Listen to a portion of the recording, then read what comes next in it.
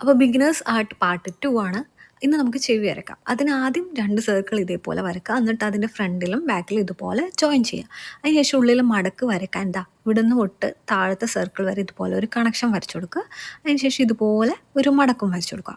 ഇനി വേണ്ടാത്ത 2 സർക്കിളിൻ്റെയും പാർട്ടുകളൊക്കെ നമ്മൾ മായ്ച്ചു കൊടുത്താൽ ഇതുപോലെ കിട്ടും. അതിനുശേഷം നിങ്ങളുടെ കയ്യിലുള്ള HB പെൻസിൽ എടുത്തിട്ട് ഇതുപോലെ ഷെയ്ഡ് ചെയ്ത് കൊടുക്കണം കേട്ടോ.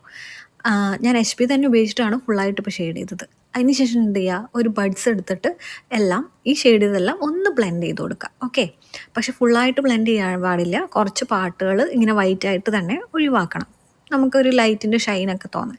അതിനുശേഷം 2B പെൻസിൽ എടുത്തിട്ട് ഇതുപോലെ ഡാർക്ക് ചെയ്യേണ്ട പാർട്ടുകളൊക്കെ ഒന്ന് ഡാർക്ക് ചെയ്ത് കൊടുക്കുക. കണ്ടോ, ഇതുപോലെ കിട്ടും. അപ്പോൾ ഇനി അടുത്തത് എന്താ ചെയ്യേണ്ടതെന്ന് വെച്ചാൽ ഒരു 6B പെൻസിലോ 8Bയോ എടുത്തിട്ട് നല്ല ഡാർക്ക് വേണ്ട പോർഷൻസ് ഇതുപോലെ ഡാർക്ക് ചെയ്ത് കൊടുക്കുക. ഓക്കെ, അപ്പോഴത്തേക്ക് തന്നെ ചെവി ഇവിടെ റെഡിയാവും. അപ്പോൾ നിങ്ങൾ ട്രൈ ചെയ്ത് നോക്കുക.